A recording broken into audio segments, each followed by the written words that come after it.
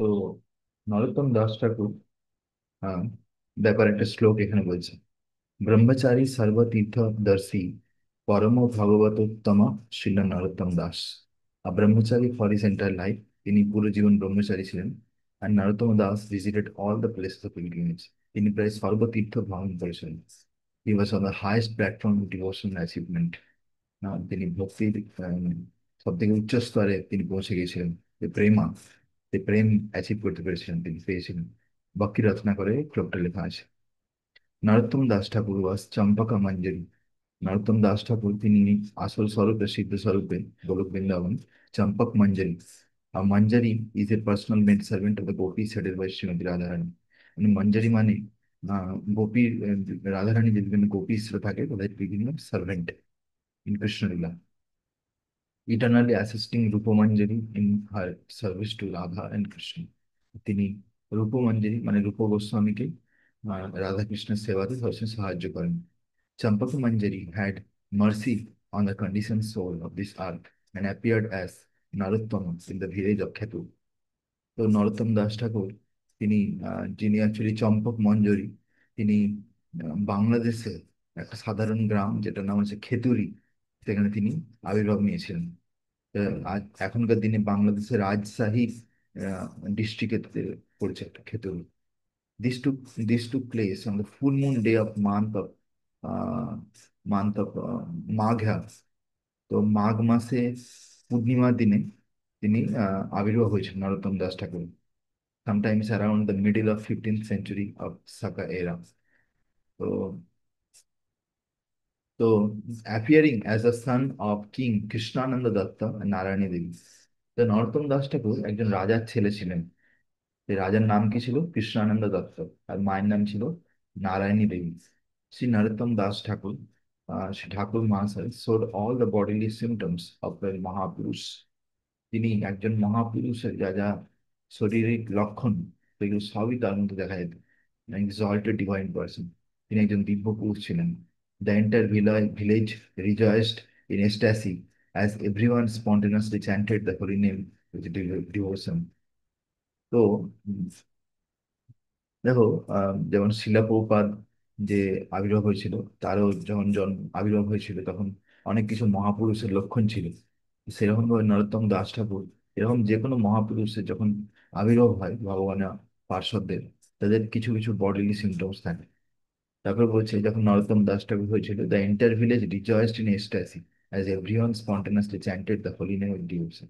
প্রত্যেকেই হরিনাম করছিল সেই গ্রামের লোকেরা। The king welcomed the arrival of his beautiful son by offering charity to the Brahmanas generously. তো তখন নরোত্তম যখন ছোট ছিল, জন্ম হয়েছিল, তখন দেখতে খুব সুন্দর ছিল। যখন রাজা তার এই সুন্দর ছেলের আবির্ভাবেতে সবাইকে খুব দান করছিল, ব্রাহ্মণদেরকে। Early symptoms of pure devotion. At the rice offering ceremony, to everyone's dismay, the child refused to eat. Only when the food was first offered to Lord Krishna, the child happily devoured it. তো যখন আমরা বাংলায় কি বলি যে মুখে ভাত, হ্যাঁ না? যে বাচ্চারা প্রথমে শুধু আহ, দুধ খায়, তারপরে যখন তার অন্নপ্রাশন হয় তখন থেকে বাচ্চাদেরকে সমস্ত খাবার খাওয়ানো হয় না? তো নরোত্তম দাস ঠাকুরের যখন অন্নপ্রাশন হচ্ছিল, তখন তাকে যখন বিভিন্ন খাবার দিচ্ছিল, সে কিছুই খাচ্ছিলেন না, মুখে নিচ্ছিলেন না। তো তারপরে যখন কেউ সেটাকে ভগবানের কাছে ভোগ লাগিয়ে নিয়ে আসে কৃষ্ণের কাছে, তখন কি করে? সে সঙ্গে সঙ্গে সে বাচ্চা নরোত্তম খেয়ে নেয় সেটা। Through this Leela Narottam taught everyone the value of Krishna প্রসাদম। তো এই লীলার দ্বারা নরোত্তম দাস ঠাকুর শিখিয়েছেন সবাইকে যে কৃষ্ণের প্রসাদের মহিমা কি। The astrologer present on that joyful occasion noted all the auspicious signs on the child's body. সেখানে যে জ্যোতিষ ছিল, সেই বাচ্চাকে দেখে বলেছিল যে এর শরীরে অনেক কিছু শুভ চিহ্ন আছে, and predicted that the boy would be an illustrious person. আর তিনি বলেছিলেন যে এই বালক একজন মহাপুরুষ হবে। This baby will be the greatest man. এই বালক একজন মানে সে উত্তম মানুষ হবে, সেরা মানুষ হবে, উত্তম, মানুষদের মধ্যে উত্তম হবে। therefore he should be called as নরোত্তম। এই জন্য ওনার নাম দেওয়া উচিত কি? নরোত্তম। এই শ্রুতিধর, নরোত্তম দাস ঠাকুর শ্রুতিধর ছিলেন। ইন স্কুল নরোত্তম ঠাকুর ওয়াজ এ শ্রুতিধর। তখন যখন ছোট ছিলেন তখন নরোত্তম দাস ঠাকুর আহ, আহ, যখন স্কুলে পড়তেন, তিনি যা শুনতেন একবার, সেটাই কিন্তু তার মনে থেকে যেত, তাকে বারবার পড়তে হতো না। Although he quickly mustard Sanskrit and the Vedas, তিনি যখন স্কুলে পড়তেন সংস্কৃত বেদ সবকিছু শিখে নিয়েছিলেন। হি হ্যাঙ্কার টু সার্ভ কৃষ্ণ, তিনি কৃষ্ণের সেবা করতে চাইছেন। হি ওয়াজ এ লাইফ লং ব্রহ্মচারী, তিনি সারা জীবন ব্রহ্মচারী ছিলেন। As his ecstatic love for Lord increased, যার যখন ভগবানের প্রতি প্রেম বাড়লো, he became more and more disinterested in the mundane royal pleasure and properties. তিনি তখন এই ভৌতিক জগতের যে সুখ স্বাচ্ছন্দ্য এর প্রতি তার বিরক্তি এসে গেল। উম, উম, বিরক্তি, অনাসক্ত এসে গেল। Concerned, his parents appointed a person to watch over him constantly. তখন তাকে দেখার জন্য একটা লোক রেখেছে তার মা বাবা, যাতে ছেলেটা পাগল হয়ে গেছে মনে হচ্ছে, একে দেখতে পাচ্ছেন। His own house became prison for him, তার ঘরটাই তার কাছে একটা জেলখানা হয়ে যাবে। নরোত্তম's only solace was the association of a great devotee. নরোত্তম দাস ঠাকুরের শুধুমাত্র আশা ছিল ভক্তদের সঙ্গ। কৃষ্ণদাস কবিরাজ Goswami, who narrated Lord's pastime to him every day. হ্যাঁ, আহ, কৃষ্ণদাস কবিরাজ গোস্বামী, যে প্রত্যেকদিন নরোত্তম দাস ঠাকুরকে উম, ভগবানের যে লীলা, চৈতন্য মহাপ্রভুর লীলা শ্রবণ করা। He was always absorbed in meditation on the sublime qualities of Sri Chaitanya Mahaprabhu and Nityananda. তো নরোত্তম দাস ঠাকুর সবসময় শ্রী চৈতন্য মহাপ্রভু আর নিত্যানন্দ প্রভু যে লীলা অমৃত, তাতে পান করতেন, সবসময় ডুবে থাকতেন। Lord Chaitanya once appeared in a dream and instructed him to go to Vrindavan. আর চৈতন্য মহাপ্রভু, হ্যাঁ, একবার আবির্ভাব নিয়েছিলেন তার স্বপ্নেতে, তাকে দেখা দিয়ে তাকে বলেছিলেন কি, তুমি বৃন্দাবনে চলে যাও। তো এই সম্বন্ধে যে কিভাবে বৃন্দাবন যায় আর তার আগে কি ঘটে নরোত্তম দাস ঠাকুরের সঙ্গে, এই ব্যাপারে আমি কিছু বলতে চাই। অ্যাকচুয়ালি শ্রী শ্রীমদ ভক্তিচন্দ্র স্বামী মহারাজ নরোত্তম দাস ঠাকুরের উপর একটি খুব সুন্দর লেকচার দিয়েছিলেন। সে লেকচারে বলছিলেন যে শ্রী চৈতন্য মহাপ্রভু যখন তার পার্শ্বদের সঙ্গে বিভিন্ন জায়গাতে সংকীর্তন করতে করতে যেতেন, তখন একবার কি হয়েছিল, তিনি তখন তো বাংলাদেশ আর ভারত ভাগ ছিল না, তখন বাংলাদেশ ভারত একসঙ্গেই ছিল। তখন একবার মহাপ্রভু সংকীর্তন করতে করতে হ্যাঁ, বাংলাদেশে চলে যান, বাংলাদেশে খেতুরি গ্রাম। সেই খেতুরি গ্রামে যেখানে পদ্মা নদী প্রবাহ হচ্ছে, পদ্মা নদী মানে গঙ্গারই নাম ওখানে পদ্মা, সেই পদ্মা নদী যেখানে প্রবাহ হচ্ছে, সেই নদীর ধারে গিয়ে আহ মহাপ্রভু স্নান করেন, মহাপ্রভু স্নান করেন। হম, আর তারপরে মহাপ্রভু যখন স্নান করেন, তখন মহাপ্রভুর স্পর্শে যে পদ্মা নদী, সে জলে উচ্ছ্বাস চলে আছে, উচ্ছ্বাস মানে বড় বড় ঢেউ আসতে শুরু হয়ে যায়। হ্যাঁ, তখন আহ মহাপ্রভু আনন্দে বলতে থাকেন, নরোত্তম, নরোত্তম মাই চাইল্ড, নরোত্তম আমার ছেলে তুমি কোথায়, নরোত্তম my child where R you, নরোত্তম আমার ছেলে তুমি কোথায়। তখন বাকি যে মহাপ্রভু পার্শ্বদেরা ছিল, তখন তারা মহাপ্রভুকে জিজ্ঞাসা করে যে এই নরোত্তম কে, আমাদের এখানে তো কোনো আপনার পার্শ্বদের মধ্যে কেউ নেই নরোত্তম, তাহলে আপনি কাকে ডাকছেন? বলছে সে এখন আসেনি, কিন্তু সে পরে আসবে ভবিষ্যতে। তো তখন মহাপ্রভু পদ্মা নদীকে তার যে কৃষ্ণ প্রেম, সে প্রেম ডিপোজিট করে দেন, দিয়ে যান।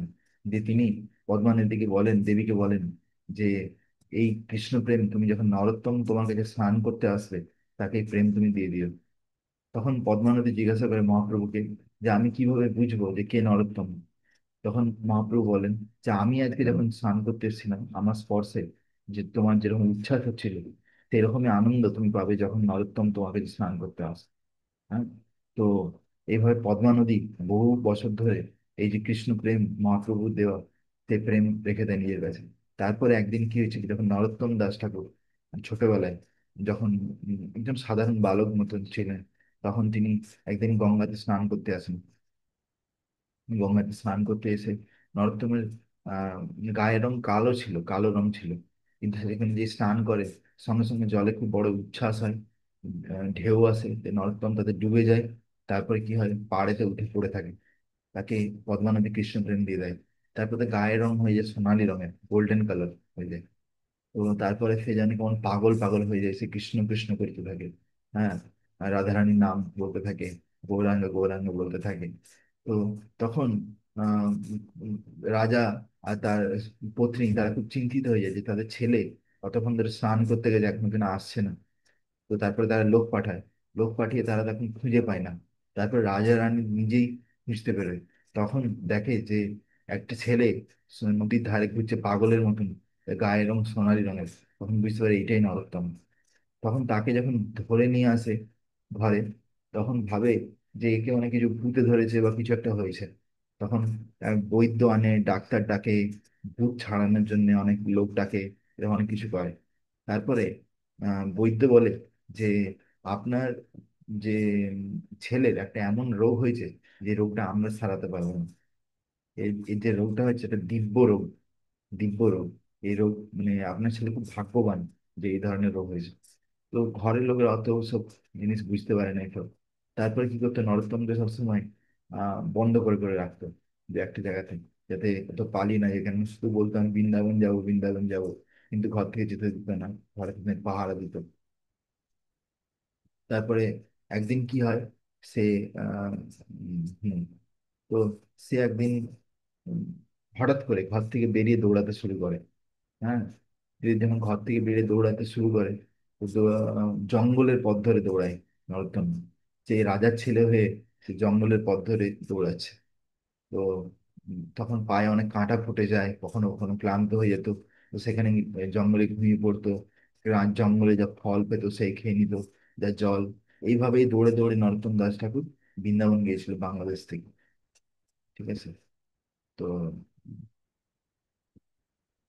তো আমি এখন নেক্সট যে পড়ছি সেটা হচ্ছে যে এখানে যেটা লেখা আছে, once when his father was away on business, Narottam tricked his mother and bodyguard and secretly traveled to Vrindavan. যখন তার বাবা বাইরে ছিল, ঘরে ঘরে ছিল না, তখন নরোত্তম দাস ঠাকুর তার মা আর ঘরে যে প্রহরীরা তাদেরকে ধোকা দিয়ে তখন সে বেরিয়ে যায়, যে বৃন্দাবন চলে যায়। Throughout the journey, Narottam captured people's heart by divine looks and devotional demeanor. হ্যাঁ। তো নরোত্তম দাস ঠাকুর যখন বৃন্দাবন যাচ্ছিল, তার দর্শনেতেই কত লোক ভক্ত হয়ে যাচ্ছিল। হ্যাঁ। তো তারা হয় নরোত্তম দাস ঠাকুর, কেউ খাবার দিচ্ছিল, কেউ তাকে থাকার জায়গা দিচ্ছিল। তারপরে কি হয় যে after quickly visiting all the Holi places, বৃন্দাবনে গিয়ে বিভিন্ন জায়গা দর্শন করে, হি এন্টার দ্য বৃন্দাবন, তিনি বৃন্দাবন ধামে প্রবেশ করেন। উম, তো আসলে যেহেতু নরোত্তম দাস ঠাকুরের সিদ্ধ স্বরূপে তার প্রভু হচ্ছে রূপ গোস্বামী, মানে রূপমঞ্জরি, তিনি রূপমঞ্জরি সবসময় সেবা করতেন। সেই জন্য যখন নরোত্তম দাস ঠাকুর বৃন্দাবন যাচ্ছিলেন, তার ইচ্ছা ছিল যে তিনি রূপ গোস্বামীর কাছ থেকে দীক্ষা নেবেন, রূপ গোস্বামীকে তার চরণে তার জীবনকে সমর্পণ করবেন। কিন্তু তিনি জানতেন না যে তখন রূপ গোস্বামী পাদ অলরেডি ভগবদ্ধাম চলে গেছেন। তো তিনি যখন বৃন্দাবনে যান, যখন দেখেন যে এরকম রূপ গোস্বামী চলে গেছেন, হ্যাঁ, তো এই খবর পেয়ে তিনি খুব ভেঙে পড়েন। তখন তিনি এই যে গানটার আছে, একটা ভজন আছে, শ্রীরূপ মঞ্জরি পদ, সেই মোরা সম্পদ, সেই মোরা জীবনের জীবন। হ্যাঁ, যেই ভজনটা শুনতে শুনতে ভক্তি সিদ্ধান্ত সরস্বতী ঠাকুর জীবন, সরি, দেহ ছেড়ে ভগবদ্ধাম গিয়েছিলেন, সেই ভজনটা লিখেন। হ্যাঁ। তারপরে তিনি অনেক কান্না করেন বৃন্দাবনে গিয়ে, নরোত্তম দাস ঠাকুর। তারপরে মহাপ্রভু তার স্বপ্নে আসেন। স্বপ্নে এসে বলেন যে তুমি ছিল জীব গোস্বামীর সঙ্গে দেখা করো, জীব গোস্বামী তোমার শিক্ষাগুরু হবে। আর নর আহ, নরোত্তমকে বলেন যে লোকনাথ গোস্বামীর কাছে যাও, সে হচ্ছে তোমার দীক্ষাগুরু হবে, লোকনাথ গোস্বামীর কাছ থেকে তুমি দীক্ষা নেবে। তো মহাপ্রভু যখন এরকম ভাবে আদেশ দেন, তখন নরোত্তম দাস ঠাকুর আগে এবং তো তখন তিনি জীব গোস্বামীর কাছে যান। সেখানে আহ, শ্রীনিবাস আচার্য, শ্যামানন্দ প্রভু আর নরোত্তম দাস ঠাকুর, এই তিনজন মহান ব্যক্তিত্ব একসাথে জীব গোস্বামীর কাছে ট্রেনিং নিতেন আর পড়াশোনা করতেন, ভক্তি করতেন একসাথে জীব গোস্বামীর গাইডেন্সে। তো Srinivas was overwhelmed to meet Narottam finally. তো এই যে শ্রীনিবাস আচার্য নরোত্তম দাস ঠাকুরের সঙ্গে দেখা হয়, খুব আনন্দ পেয়েছেন, like a poor man who had gained a priceless gem. Um, তো এই শ্রীনিবাস আচার্য আর নরোত্তম দাস ঠাকুর এরা খুব ভালো বন্ধু ছিল। তো এনারা অনেকদিন ধরে আলাদা হয়ে গেছিল। তারপরে যখন বৃন্দাবনে গিয়ে যখন একসাথে দেখা হয়, তখন তারা খুব আনন্দিত হয়। উম, তো শ্রীনিবাস আচার্য বারবার নরোত্তম দাস ঠাকুরকে আলিঙ্গন করে, তারা খুব ঘনিষ্ঠ বন্ধু হয়ে যায়। আহ, তো under the guidance of Srila Jiva Goswami. Jiva Goswami quickly took Narottam to the solitary hermitage of Srila Loknath Goswami. তখন জীব গোস্বামী নরোত্তম দাস ঠাকুরকে লোকনাথ গোস্বামীর কাছে নিয়ে যান, who had been suffering the misery of separation from রূপ and সনাতন। যে রূপ আর সনাতন গোস্বামী বিরহে বৃন্দাবনেতে জীবন কাটাচ্ছিলেন। নরোত্তম fell at the feet of his spiritual master, and Loknath placed his feet on Narottam's head. আহ, নরোত্তম দাস ঠাকুর গিয়ে লোকনাথ গোস্বামীকে দণ্ডাবত প্রণাম করেন। তখন লোকনাথ গোস্বামী তার চরণ নরোত্তম দাস ঠাকুরের মাথার উপর রাখেন। উম, দে এইখানে একটা কনভারসেশন আছে, সেই কনভারসেশনটা আমি জাস্ট শেয়ার করছি। উম, মানে নরোত্তম দাস ঠাকুর কিভাবে যে দীক্ষা পেয়েছিল সেটা এতটা সোজা নয়, সেই সেই ব্যাপারটা। তো সেটা আমরা এখানে দেখবো জাস্ট, কেননা yes, I hope the screen is available প্রভু, দেখা যাচ্ছে?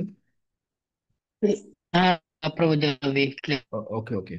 So, Narottam Das Thakur was so akinchan that when so requested by Srila Jiva Goswami, he approached Srila Loknath Goswami, fell flat at the lotus feet, of Loknath Goswami and prayed. তখন যখন জীব গোস্বামী বলে লোকনাথ গোস্বামীর কাছে যেতে, তার চরণে গিয়ে পড়ে যায়। দেব বলে, প্লিজ ইনিশিয়েট মি, আপনি দয়া করে আমাকে দীক্ষা দিন। আই এম নট কোয়ালিফাইড, আমি যোগ্য নয়, yet I want your initiation, তবু আমি আপনার কাছ থেকে দীক্ষা নিতে চাই। Lokenath Das Goswami asked, who are you? Lokenath Das Goswami বলছেন, তুমি কে? নরোত্তম দাস ঠাকুর বলছেন, আমি একজন বাঙালি, ভক্ত। Loknath asked, who are you? Narottam Das Thakur বলেন, আমি একজন রাজার ছেলে। লোকনাথ দাস লোকনাথ দাস গোস্বামী বলছেন, do you have any brother? তোমার কি কোনো ভাই আছে? Narottam Das said, no, I am the only son of my father. আমি আমার বাবার একমাত্র ছেলে।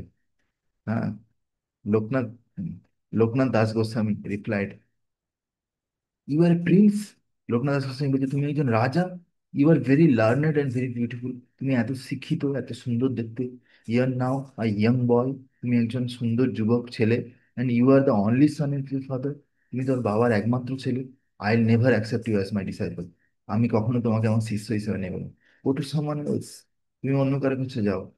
Again and again, Narottam Das Thakur requested Srila Loknath Das to accept him. তিনি বারবার আকুতি মিনতি করেন যে, ও প্রভু লোকনাথ, আপনি আমাকে স্বীকার করুন শিষ্য হিসাবে। কিন্তু তবুও লোকনাথ দাস গোস্বামী বারবার তাকে রিফিউজ করেন। He would make statements like, তখন তিনি এরকম বলেন, you have grasp all siddhanta from Srila Jiva Goswami, তুমি জীব গোস্বামীর কাছ থেকে এত শিক্ষিত, এত কিছু জ্ঞান লাভ করেছো। I cannot initiate you, আমি তোমাকে দীক্ষা দিতে পারি না। আই হ্যাভ নো ডিসাইপলস, আমার কোনো শিষ্য নেই। And I don't want to create any disciple, আমি কোনো শিষ্য বানাতেও চাই না।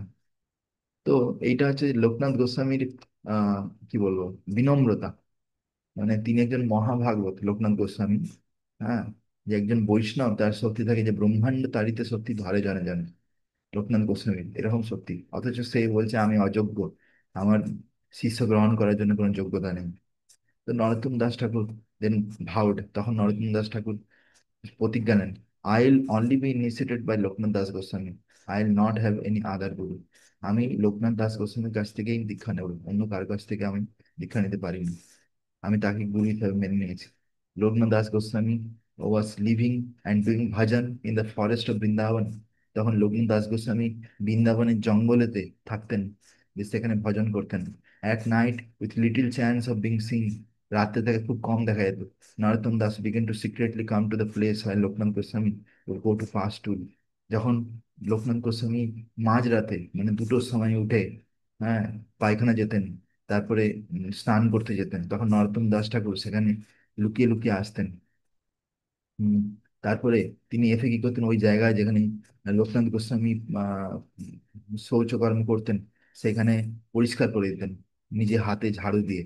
Discarded the stool very far away from there, সেখান থেকে তিনি পায়খানা উঠিয়ে দূরে করে ফেলে আসতেন, সেই জায়গাটায় ভালো করে গোবর দিয়ে লেপে দিতেন। হ্যাঁ, শুদ্ধ করে দিতেন। He also clear the path to that place. তারপরে যাতায়াতের রাস্তা, অনেক জঙ্গল ছিল, সেই রাস্তাটাও একটা রাস্তা বানিয়ে দিলেন নরোত্তম দাস ঠাকুর।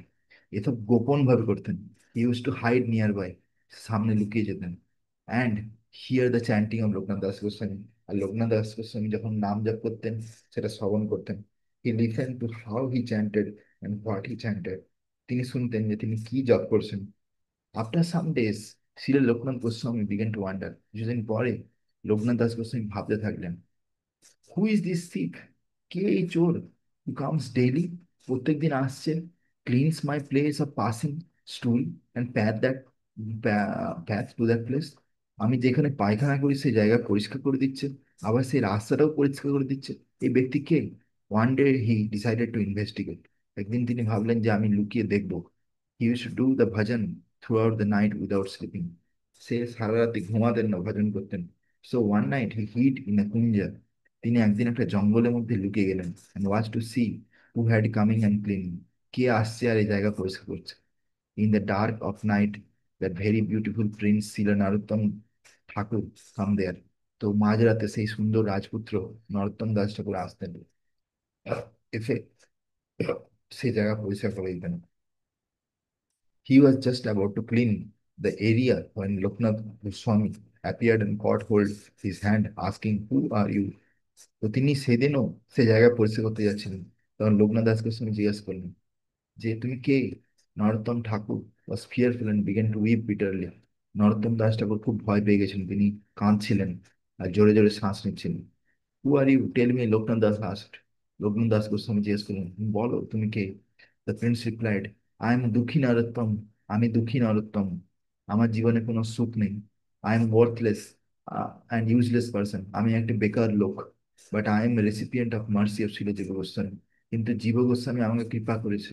And I want to do bhajan of Krishna. আমি কৃষ্ণের ভজন করতে চাই। So please be merciful to me. যেন দয়া করে আমার উপর কৃপা করুন। And why are you doing this?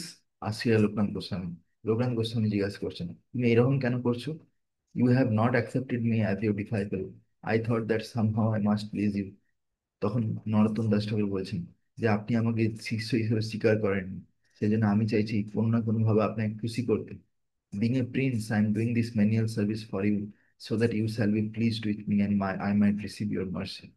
আমি একজন রাজপুত্র হয়েও আপনার এই বিনম্র সেবা করতে চাইছি, যাতে আপনি আমার উপর খুশি হন এবং আমাকে শিষ্য হিসেবে স্বীকার করেন এবং আমি আপনার কৃপা লাভ করব। Lokenath Goswami said, yes, I am pleased and satisfied by your service.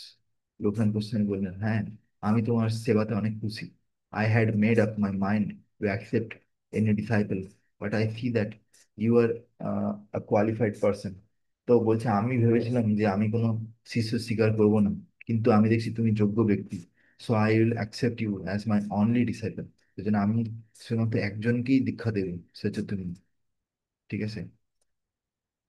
তো এইভাবে আহ নরোত্তম দাস ঠাকুর দেখো কিভাবে গুরুদেবের সেবা করেছে। এখানে আমরা দেখতে পাচ্ছি যে কিভাবে গুরুদেবের সেবা করে শিষ্য গুরুকে খুশি করে।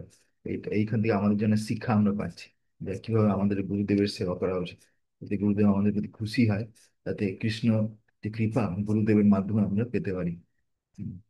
এখানে বলছে যে he assure Narottam that after few days he would initiate. তারপরে তিনি বললেন যে আমি তোমাকে কিছুদিন পরে দীক্ষা দেব। After that Jiva Goswami took Narottam to meet Gopal Bhatta Goswami and Shri Bhugarbha Goswami welcome him with love and affection. তারপরে জীব গোস্বামী নরোত্তম দাস ঠাকুরকে নিয়ে গেলেন গোপাল ভট্ট গোস্বামী আর ভূগর্ভ গোস্বামীর সঙ্গে দেখা করানোর জন্য। তারা দুজনেই নরোত্তম দাস ঠাকুরকে খুব ভালোবাসার সঙ্গে স্বীকার করলেন। নরোত্তম then visited Sri Radha Damodar and Sri Madan Mohan.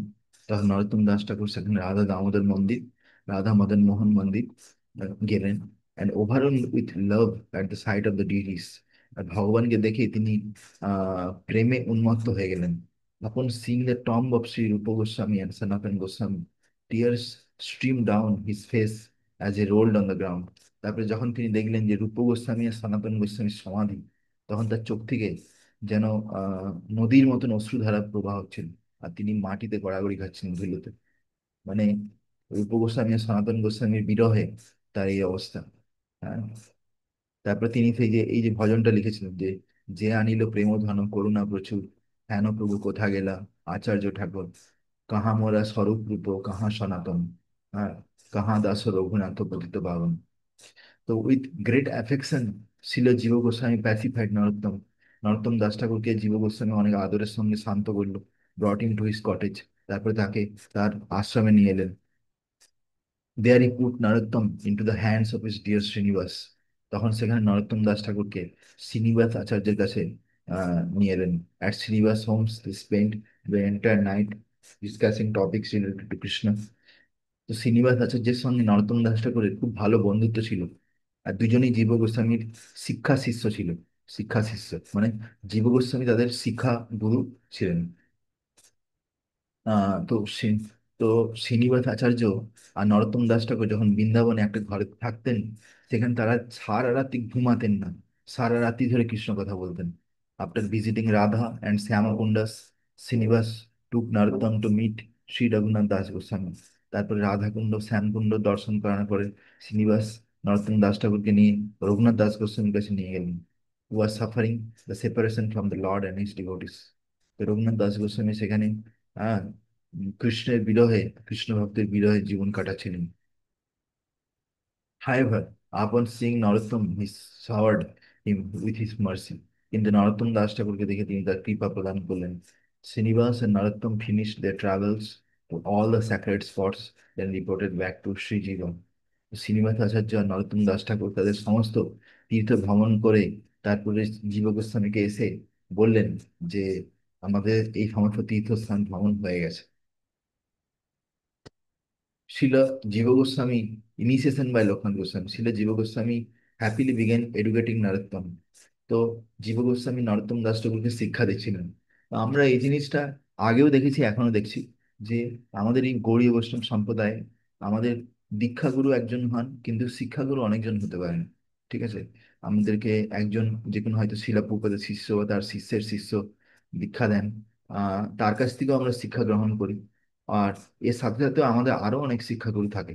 যেমন ভাবে আমরা এখানে দেখতে পাচ্ছি যে নরোত্তম দাস ঠাকুরের শিক্ষাগুরু হচ্ছে জীব গোস্বামী, আর তার দীক্ষাগুরু হচ্ছেন শ্রী লোকনাথ গোস্বামী। তো নরোত্তম দাস ঠাকুর যখন জীব গোস্বামীর কাছ থেকে শিক্ষা গ্রহণ করছিলেন, Narottam won the heart of all with his sensitive and scholastic explanation. তো তিনি যেভাবে ব্যাখ্যা দিতেন বিভিন্ন শ্লোকের, তার থেকে সবার হৃদয় জয় করে নিয়েছিলেন। His service attitude toward Lokanath Goswami was beyond compare. তার লোকনাথ গোস্বামীর প্রতি যে সেবা ভাব, সেটা বলে বোঝানো যাবে না, সেটা তুলনার বাইরে। মানে এখনো পর্যন্ত হয়তো কোনো শিষ্য তার গুরুর জন্য এত কিছু করেনি। And Loknath Goswami was extremely pleased with his beloved disciple. Loknath Goswami তার শিষ্যের প্রতি খুব খুশি ছিলেন। হ্যাঁ, তো এইভাবে লোকনাথ গোস্বামী তাকে আহ, তার ইচ্ছা পূর্ণ করেন, তাকে দীক্ষা দেন এবং তাকে হরে কৃষ্ণ মহামন্ত্র দেন। Even in Vrindavan was highly impressed by the depth of Narottam's understanding of scripture or devotion.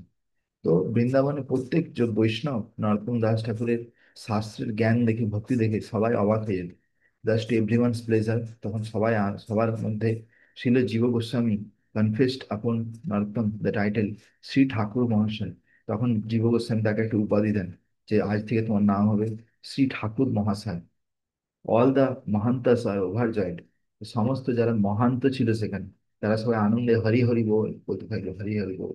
And Narottam's fame rapidly spread throughout Brajbhu. তো নরোত্তম দাস ঠাকুরের নাম পুরো বৃন্দাবনে ছড়িয়ে পড়লো। Narottam Das is the best known for his Narottam Das Thakur অনেক সুন্দর সুন্দর ভজন লিখেছেন। আমি বাকিটা আরেকটা ইয়ে থেকে পড়ছি, যে কিভাবে নরোত্তম দাস ঠাকুর কিভাবে বিভিন্ন শিষ্য তিনি বানিয়েছিলেন, তারা শিষ্যরা কত মহান ছিলেন এখানে আমরা পাবো।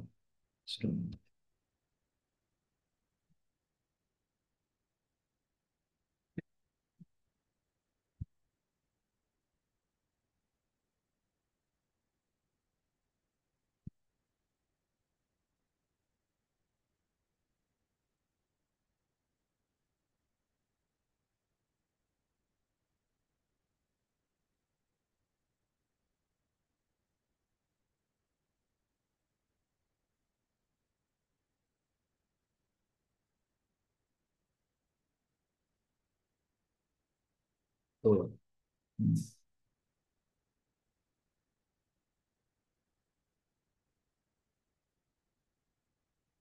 তো এখানে কি হয়েছে যে once accompanied by Shyamananda Prabhu, Srinivas Acharya and Sri Narottam Das Thakur was bringing all the Gaudiya Vaishnava books to Bengal for preaching.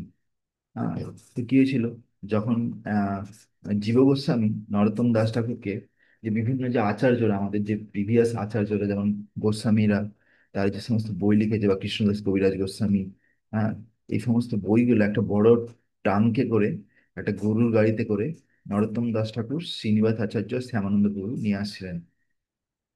কোথায় নিয়ে আসছিলেন? পশ্চিমবঙ্গে। হ্যাঁ, on the way, however, having heard that all three devotees were carrying a valuable treasure, jewels, a dacoit king looted all the books. আহ, তো কি হয়েছিল যখন তারা বিষ্ণুপুর বলে একটা জায়গা আছে, হ্যাঁ, বিষ্ণুপুর, যেটা আমাদের ঝাড়গ্রাম থেকে সামনে পড়ে বিষ্ণুপুর। হ্যাঁ, তো তো এই বিষ্ণুপুরেতে ওখানে একটি রাজা ছিল, সেই রাজার নাম ছিল বীর হাম্বির। তো সেই রাজা অ্যাকচুয়ালি রাজা তো ছিল কিন্তু ডাকাত ছিল এরকম ভাবে। সে কি করতো, তার রাজ্যের সীমানাতে বাইরে থেকে যারা লোক আসতো তাদেরকে বিভিন্ন লোক লাগিয়ে তার সব সম্পত্তি নিয়ে নিত, এরকম করতো। আর তার একজন বিশেষ জ্যোতিষী ছিল, যে সে দূর থেকে যে লোক আসছে দেখে বলে দিতে পারতো যে এই লোক কত ধন সম্পত্তি নিয়ে আসছে। তো যখন রাজার লোকেরা যখন এরকম তিনজন লোক আসছে দূর থেকে খবর পায় বিভিন্ন পার্ষদদের থেকে, তখন কি করে এই জ্যোতিষীর কাছে খবর দেয়। জ্যোতিষী বলে যে এই তিনজন লোক আসছে, এদের কাছে যে সম্পত্তি আছে এত মূল্যবান যে কথায় বলে বোঝানো যাবে না। হ্যাঁ, তখন রাজা ভাবছে যে অনেক মানে প্রচুর মূল্যবান জিনিস আছে। তখন রাজা কি করে, চোর পাঠায়, ডাকাত পাঠায় ওইটা পুরো লুট করার জন্য। তো রাত্রিবেলা যখন তারা চলতে চলতে সারাদিন ধরে চলতো, তো কোথাও হাঁপিয়ে গেলে রাত্রে ওখানে ঘুমিয়ে পড়তো জঙ্গলের মধ্যে। তো একদিন এরকম ভাবে শ্যামানন্দ প্রভু, শ্রীনিবাস আচার্য ছিল, নরোত্তম দাস ঠাকুর ঘুমিয়ে পড়েন। তখন কি হয়, রাজার লোকেরা এসে সমস্ত ও বাক্স উঠিয়ে নিয়ে চলে যায়। তারা ভাবে যে এর ভিতরে মানে অনেক মূল্যবান রত্ন আছে, সবকিছু আছে। তারপরে পরের দিন সকালে উঠে যখন ঘুম থেকে উঠে দেখে যে কোনো বাক্স নেই, তখন তারা আহ, কান্না করতে শুরু করে দেয় যে আমাদেরকে জীব গোস্বামী আমাদের শিক্ষাগুরু এত কিছু দায়িত্ব দিয়ে এত বই দিয়ে পাঠালো, কিন্তু সেটা কোথায় চলে গেল আমরা রক্ষা করতে পারলাম না। যে দুর্ভাগ্যবান যে আমরা ঘুমিয়ে পড়েছি লজ্জাহীন ভাবে রাত্রিবেলায়, আর আমরা বইগুলোকে হারিয়ে ফেললাম, এত মূল্যবান পুস্তক। তারপরে তারা অনেক খোঁজাখুঁজি করে, রাজার কাছে যায়। যে রাজার কাছে গিয়ে রাজাও খুলে দেখে যে এর ভিতরে বই আছে। তারপর রাজা যখন বুঝতে পারে যে এনার একজন মহান বৈষ্ণব আর তারা এই কার্যের দ্বারা মহান বৈষ্ণবকে দুঃখ দিয়েছেন, তখন বিড়ম্বির কি করে তার চরণে পড়ে যায়, তাকে বই তো ফেরত দিয়ে দেয়, বলে যে আপনি আমি আপনার কাছে দীক্ষা নিতে চাই। তো সেখানে শ্রীনিবাস আচার্য কি করেন, আহ তাকে দীক্ষা দিয়ে দেন রাজাকে। তারপর থেকে রাজা কি হয়, ভক্ত হয়ে যায়, আর সারা বিষ্ণুপুর ভক্ত হয়ে যায়। Narottam Das Thakur was a Kshatriya, like Kshatriya by caste, but in actually he was beyond caste and creed. বলছে নরোত্তম দাস ঠাকুর তো জন্মভাবে ক্ষত্রিয়, কিন্তু তিনি এসব বর্ণের উপরে। He was lord Krishna's associate and Chaitanya Mahaprabhu's associate. তিনি কৃষ্ণ আর চৈতন্য মহাপ্রভুর নিত্য পার্ষদ। It is an offense to categorize any Vaishnava by caste or creed. বৈষ্ণবের জাতি বুদ্ধি করা এটা হচ্ছে একটা অপরাধ। We should not do this. আমাদের এরকম করা উচিত না। বৈষ্ণব হ্যাজ নো কাস্ট ক্রিড। বৈষ্ণবের কোনো জাতি কিছু হয় না। অ্যাজ দ্য আত্মা হ্যাজ নো সাচ ডেজিগনেশন। যেমন আত্মার কোনো জাত হয় না ইন দিস ওয়ার্ল্ড। নাহম বিপ্র না চা নরপতি না চা ইয়তি বা গোপীবর্ত পদকমালয় দাস দাস দাসানুদাস। তো এইটা হচ্ছে আসলে আত্মার আসল স্বরূপ। হ্যাঁ, বৈষ্ণবকে কিরকম ভাবে থাকা উচিত সেটা মহাপ্রভু শিখিয়েছে। যে আমরা না বিপ্র বা না ব্রাহ্মণ, না আমরা ক্ষত্রিয়, হ্যাঁ, না আমরা বিথাল জ্ঞানী, কিন্তু আমরা কি গোপীভর্ত পদকমলের দাস দাস দাস। হ্যাঁ, তো যে বৃন্দাবনের গোপীরা তাদের যে চরণের, তাদের দাসের দাসের দাসের অনুদাস, এটা এখানে বলছে। We are the servants of Shrimati Radhika. আমরা রাধারানীর আহ দাসের দাসের অনুদাস, servant of the dust of her lotus feet, the চরণের ধুলির দাস। This is our pure identity. এইটা হচ্ছে আমাদের শুদ্ধ পরিচয়। We are not Brahmana, Kshatriya, Vaishya, or Shudra, nor we are Grihastha, Brahmachari, Banprastha, Sannyasi, nor anything of this world. Our one and only pure identity is Krishna Das. আমাদের আসল স্বরূপ হচ্ছে Krishna Das, the servant of Lord Krishna.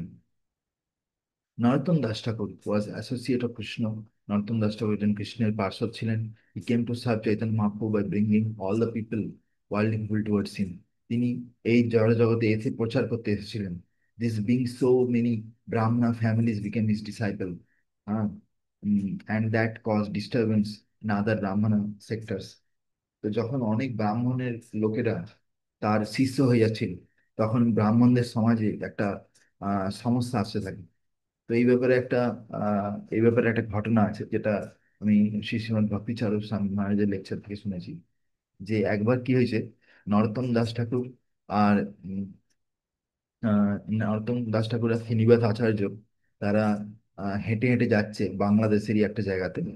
তো সেখানে কি হয়, আহ, তারা যেতে যেতে দেখে যে দুজন কম বয়সী ব্রাহ্মণের ছেলে যাচ্ছে ছাগল হাতে করে ধরে, ছাগল দড়িতে বেঁধে, মানে ছাগলগুলোকে বলি হবে, বলি দেবে, সেরকম দেখেই বোঝা যাচ্ছে।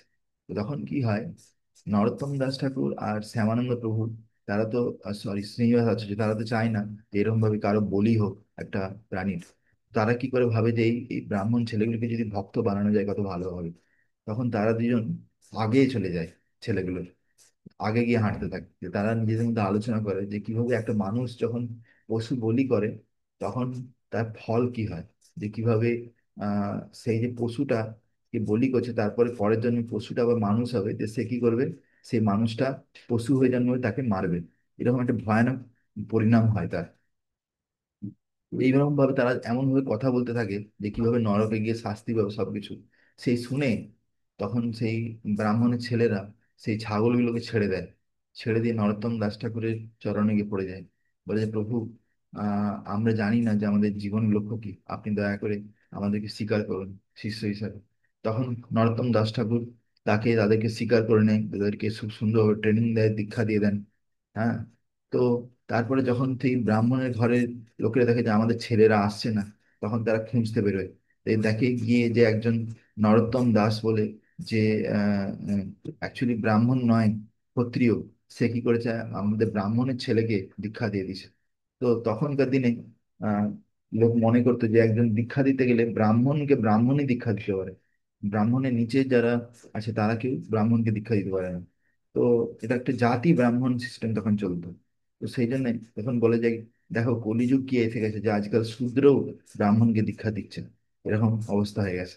তো উম, এইভাবে তারা বলে যে নরোত্তম দাস ঠাকুর নাকি শাস্ত্রের বিরুদ্ধে চলে গেছে, এরকম বলছে।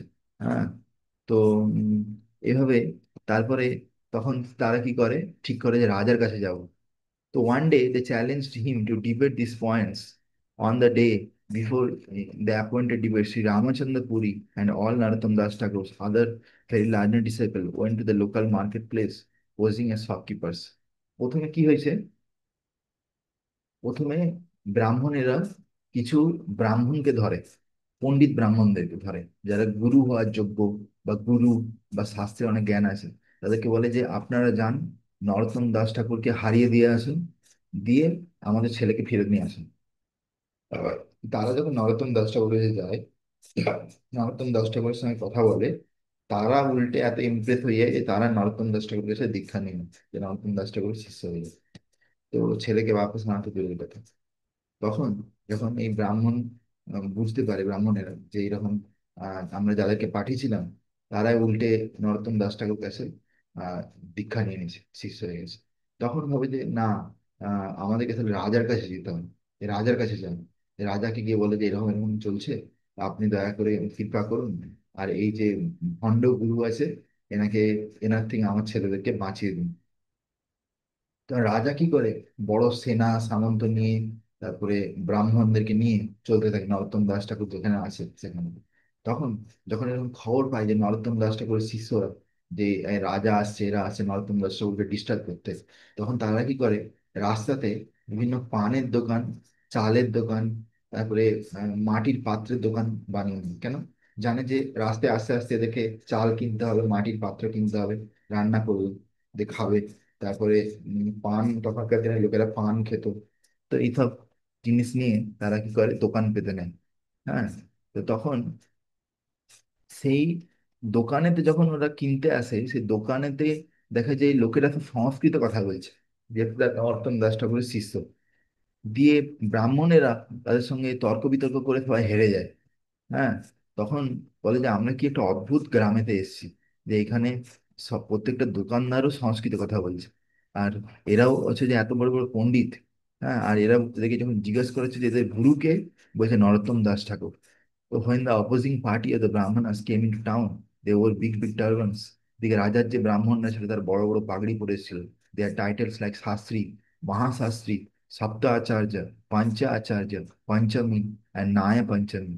তো এইরকম বড় বড় ব্রাহ্মণের এসেছিল। They declare that on the next day there would be a meeting to discuss the argued matter. বলছে পরের দিন আমাদের একটা মিটিং হবে, তা আলোচনা হবে যে নরোত্তম দাস ঠাকুরের ব্যাপারে। The meeting had come from different parts of India, and before the meeting, they went from the shop to shop, purchase various ingredients. তো তারা যখন বিভিন্ন দোকানে যায়, গিয়ে জিনিস কিনতে যায়, some were found betel nut, some wanted to do their cooking with their own hands, so they went dry wood, other things. When any one of them went to shop, and very simple Vaishnava asked, what do you want? What you are you, and what caste you are from? The person answered, my name is such and such. Some people replied, it's not true, and long discussion ensued. When the person said, I am Brahmana, the shopkeeper said, this is jati to the physical body matter. দেখো, যে দোকানদার, সে বলছে যে সে যখন বলছে, সে জিজ্ঞেস করছে তুমি কে, বলছে আমি ব্রাহ্মণ। বলছে না, এটা হচ্ছে জাতি বুদ্ধি। হ্যাঁ, এটা তো শরীরের পরিচয়, আমরা হচ্ছে আসলে আত্মা। হ্যাঁ, তো এইরকম ভাবে যখন দোকানদাররা এরকম কথা বলা শুরু করে, তখন মানে ব্রাহ্মণের তাদের কাছে, দোকানদারের কাছেই হেরে যায়। Not only to the shopkeepers, but other customers coming to the shop also ask them, who are you? Why, when the inimical Brahmanas told their worldly resignation argument ensued and Brahmanas were defeated there. তো সেইখানে প্রত্যেকটা লোক যারা হয় নরোত্তম দাস ঠাকুরের শিষ্য, তারা রাস্তাতেই ব্রাহ্মণদেরকে হারিয়ে দেয়। They met in the night and confessed, how can I show our faces tomorrow? বলছে যে তখন তারা ভাবতে থাকে যে কালকে আমরা যে মিটিং করে ডেকেছি নরোত্তম দাস ঠাকুরের সঙ্গে, সেখানে আমরা কিভাবে মুখ দেখাবো যদি তার শিষ্যরাই এরকম হয় আমাদেরকে হারিয়ে দেয়। Everywhere in the village, the shopkeepers and others are so learned that they defeated us. বলছে এখানে দোকানদার, এখানে লোকেরা এত পণ্ডিত যে সবাই আমাদেরকে হারিয়ে দিয়েছে। How can you enter the assembly of Srila Narottam himself, Narottam Das Thakur himself?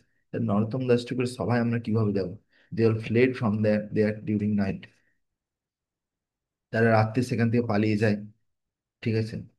তো ইয়েস, কিন্তু আহ, নরোত্তম দাস ঠাকুর আহ, উম, কাছে তার যে যে রাজা আসছিল, সে রাজা কিন্তু সেখানে চলে যায়। যে তারপর তারা, সে রাজা সেখান থেকে দীক্ষা নিয়ে নেয় নরোত্তম দাস ঠাকুর কাছ থেকে। হ্যাঁ, তখন বুঝে যান রাজা যে এই যে নরোত্তম দাস ঠাকুর, তিনি কোনো সাধারণ কোনো ব্যক্তি নয়। Srila Narottam Das Thakur was resided in Ganges. Before the meeting, he had become paralyzed. He had made himself like that. তো তো নরোত্তম দাস ঠাকুর গঙ্গার তীরে থাকতেন। আর তিনি এটা হচ্ছে মুর্শিদাবাদ জায়গা। ঠিক আছে, মুর্শিদাবাদ অ্যাকচুয়ালি। হ্যাঁ, আমি বাংলাদেশে তার ওনার জন্ম আবির্ভাব হয়েছিল, তারপরে বৃন্দাবনের শিক্ষা দীক্ষা নেন, তারপরে তিনি মুর্শিদাবাদের দিকে এসে থাকতেন, পশ্চিমবঙ্গে। তো সেইখানে এই লীলাগুলো হয়েছিল, সেখানে হয়েছিল। তো তখন যখন মিটিং তো হয়নি, তারপরে কি হয়, তার একদিন সকালবেলা প্যারালাইসিস হয়ে যায় নরোত্তম দাস ঠাকুর। তখন তার শিষ্যরা এরকম বলেন, যে, ও ঠাকুরজি, গুরুদেব, if you die now, giving up your body and going to lord Krishna, all the brahmanas will say it is because you are initiating brahmanas, this is why you are paralyzed and suffering so much. They will say you have gone to hell, so we pray that you become completely cured and regaining your health. Hearing this, Narottam Das Thakur became like a young man and began to run here and there. হ্যাঁ, and he তো এখানে বলছে যে যে এমনিতেই নরোত্তম দাস ঠাকুরের নামে অনেক অপবাদ লাগাচ্ছিল, যে ইনি একজন শূদ্র হয়ে নাকি ব্রাহ্মণদেরকে দীক্ষা দিচ্ছে। তো এখন এই ব্রাহ্মণেরা যদি দেখে যে নরোত্তম দাস ঠাকুর এরকম প্যারালাইসিস হয়ে গেছে, মৃত্যু শয্যায় যেতে চলেছে, মৃত্যুবরণ করতে চলেছে। হ্যাঁ, তখন তারা বলবে, দেখো দেখো, এই যে ব্রাহ্মণদেরকে দীক্ষা দিচ্ছে, সেই অপরাধের ফলে এরকম অবস্থা। এখন ব্রাহ্মণদের অভিশাপে প্যারালাইসিস হয়ে গেছে, এত কষ্ট পাচ্ছে, আবার নরকে যেতে চলেছে, এরকম বলবে। তো সেই জন্যে শিষ্যরা প্রার্থনা করছে, ও ও ও প্রভু, ও গুরুদেব, আপনি দয়া করে ঠিক হয়ে যান, আপনি আবার ফিরে আসেন আমাদের মাঝে। তো এই শিষ্যদের অনুরোধ শুনে নরোত্তম দাস ঠাকুর আবার ফিরে চলে আসে সেই মৃত, মানে অলরেডি শরীর ছেড়ে দিয়েছিলেন, সেই শরীরে আবার ফিরে আসেন। তারপর সেখানে দৌড়াদৌড়ি শুরু করেন, এতে বিভিন্ন জায়গায় এই ঘোরা, দীক্ষা দেওয়া শুরু করেন। He return to his ashram and all his ill paralysis having completely disappeared. তার শরীরের সমস্ত রোগ চলে যায়। This was observed by those who were saying that he was to go hell for initiating brahmanas. তখন যেই সমস্ত লোকেরা তার নিন্দা করতো, তারা যখন এই জিনিস দেখলো, তখন তারাও দেখে অবাক হয়ে গেল। Then after coming to his village, some of this Brahmanas became paralysed. তারপরে যে সমস্ত ব্রাহ্মণেরা তার নিন্দা করেছিল, তারা প্যারালাইজড হয়ে গেল। সাম বিকেম ব্লাইন্ড, কেউ অন্ধ হয়ে গেল, কাউকে সাপে কামড়ালো, এরকম ভাবে অনেকের মৃত্যু হয়ে গেল। ভাবো যে শুদ্ধ ভক্তের চরণে যদি আমরা অপরাধ করি, তার ফল কি হয় এখানে আমরা দেখতে পাচ্ছি। Eventually they became so worried that they approach the lotus feet of and apologized. তারপরে তারা বুঝতে পারে যে আমরা একজন শুদ্ধ ভক্তের চরণে অপরাধ করেছি। এই জন্য তারা সবাই এসে কি করে, নরোত্তম দাস ঠাকুরকে ক্ষমা চেয়ে নেন। He excused them and became again, he became paralysed, went back to Ganges. হ্যাঁ। তো আহ, তারপরে আহ, তো তারপরে কি হয়, তিনি তার যে অন্তলীলা আছে, সেই অন্তলীলাটা আমরা জাস্ট একটা ওয়ার্ড ফাইল থেকে আমি পড়ছি।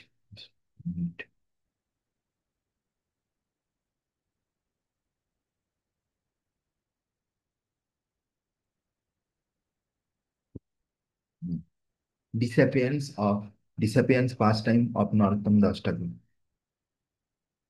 During his incredible disappearance pastime, Narottam Das Thakur asked his disciple to bring him to the Ganges. তখন তিনি তার শিষ্যদেরকে বললেন, আমাকে গঙ্গার তীরে নিয়ে চলো। মানে মুর্শিদাবাদে যেখানে গঙ্গা প্রবাহ হচ্ছে, ওখানে pour the water on his body, আমার শরীরের উপরে গঙ্গার জল দিয়ে স্নান করাও আর মাসাজ করো হাত দিয়ে। তো যখন গঙ্গার তীরে বসিয়ে গঙ্গার জল দিয়ে তার গায়ে দিয়ে স্নান করাচ্ছিলেন, মাসাজ করছিলেন, বাথিং, তখন দেখলেন শিষ্যরা যে নরোত্তম দাস ঠাকুরের যে চামড়া, সেটা থেকে যেন গলে যাচ্ছে চামড়া, গলে গলে সাদা রঙের কিছু একটা বেরোচ্ছে দুধের মতন। হ্যাঁ, touched by the water of the Ganges, গঙ্গার জলে স্পর্শ হয়ে his body was turning into milk, তার শরীরটা যেন পুরো দুধে পরিণত হয়ে যাচ্ছে, just merging into the Ganges, যেন গঙ্গাতে প্রবাহ হয়ে যাচ্ছে। দে স দেয়ার গুরুদেব ওয়াজ গেটিং স্মলার স্লোলি। দেখছে তারা, তারা দেখতে পাচ্ছে যে গুরুদেব ধীরে ধীরে ছোট হয়ে যাচ্ছে, মেল্টিং অ্যাওয়ে, আর গলে যাচ্ছে। While bathing their hearts are baking in pain. তো তারা যখন এরকম ভাবে নরোত্তম দাস ঠাকুরকে স্নান করাচ্ছেন, দেখছে যে গুরুদেব এরকম ভাবে অপ্রকট হয়ে যাচ্ছেন, তাদের হৃদয় কষ্টে ভেঙে যাচ্ছিল। হ্যাঁ, তারা কান্না করছিল, চোখ দিয়ে জল বেরোচ্ছিল। But they could not stop, তারা থামতে পারছিলেন না, কেন গুরুদেব আদেশ দিয়েছে তাদেরকে। They had to follow the order of their guru, ওদেরকে তাদের গুরুদেবের আদেশ পালন করতে হবে। As they were pouring water on his body, যে যখন তারা তার শরীরে জল ঢালছিলেন, on his body merging to the Ganges, তার শরীর পুরো গঙ্গাতে প্রবাহ হয়ে গেল। It was also tears more than milk, এটাতে শুধু দুধ ছিল না, তার সঙ্গে কিছু অনেক অশ্রুধারাও ছিল নরোত্তম দাস ঠাকুরের। who watched their guru pass away in front of their own eyes. It was, তারা এরকম ভাবে দেখলেন তাদের চোখের সামনে তাদের গুরুদেব অপ্রকট হয়ে গেলেন। It was just milk and tears flowing on, এটা শুধুমাত্র চোখের চোখের জল আর দুধ প্রবাহ হচ্ছিল। And on as an offering unto mother Ganga, যেন গঙ্গাকে একটা আহ উম, নিবেদন করে দিয়ে তিনি চলে গেলেন তার শেষ মুহূর্তে।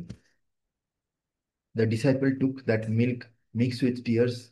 তারপরে শিষ্যরা কি করলো, একটা পাত্রেতে সেই গুরুদেবের যে শরীরের থেকে একটা সাদা সাদা দুধ এর মতন জিনিস বেরিয়েছিল, সেই দুধ আর গঙ্গার জল মিশা আর চোখের জল একটা পাত্রে নিল। হ্যাঁ, তো তারা সেই বড় পাত্র নিয়ে খেতুরিতে এখানে কি করে, সমাধি তৈরি করে, খুব সুন্দর সমাধি। সমাধি তৈরি করেন। তো সেই যে সমাধি এখনো আছে, সমাধিকে বলা হয় দুধ সমাধি। হ্যাঁ, কেননা যেহেতু নরোত্তম দাস ঠাকুরের যে দিব্য শরীর, সেই শরীর কিন্তু তা তিনি অলরেডি এইভাবে অপ্রকট হয়ে গেছেন। হুম, তো আমরা ওটা আমাদের এখন কোথায় আছে সমাধিটা বলবো? সমুদ্র নয়, ওটা আছে যে গঙ্গা নদী, ওটা মুর্শিদাবাদে আছে। ঠিক আছে, যে জায়গা থেকে অপ্রকট হয়েছিলেন নরোত্তম দাস ঠাকুর। ঠিক আছে, আর সমাধিটা মনে হুম। হচ্ছে আছে বাংলাদেশে আছে। আশা করি মুর্শিদাবাদেও একটা সমাধি হবে, দুই জায়গাতে হবে, কারণ যেহেতু ওই জায়গাতে মুর্শিদাবাদে অপ্রকট হয়েছিলেন। তারপরে হয়তো ওইখানেও তৈরি হুম হুম। করেছেন। তো তিনি শ্রী রূপমঞ্জরি পদ, শ্রী গুরু চরণ পদ্ম, হ্যাঁ, তারপরে এরকম আরো নিতাই সুন্দর সুন্দর, পদকমল। হ্যাঁ হ্যাঁ, তো এই সমস্ত যে ভজনগুলো, হ্যাঁ, রাধা কৃষ্ণ প্রাণ মোরা যুগল কিশোর, এই সমস্ত ভজনগুলো হুম, নরোত্তম দাস ঠাকুর লিখেন।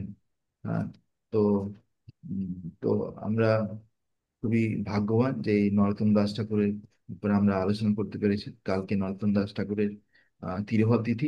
তো আমরা নরোত্তম দাস ঠাকুরকে এইভাবে স্মরণ করতে পারি, প্রার্থনা করতে পারি যাতে আমরা আহ গুরুদেবের সেবা করতে পারি, নরোত্তম দাস ঠাকুর যেভাবে সেবা করেছেন। আর চৈতন্য মহাপ্রভুর যে মিশন, তাতে আমরা যাতে কিছু করতে পারি শিল প্রভুপাদের সেবার মাধ্যমে। হরে কৃষ্ণ কৃষ্ণ কৃষ্ণ কৃষ্ণ হরে হরে, হরে রাম রাম রাম।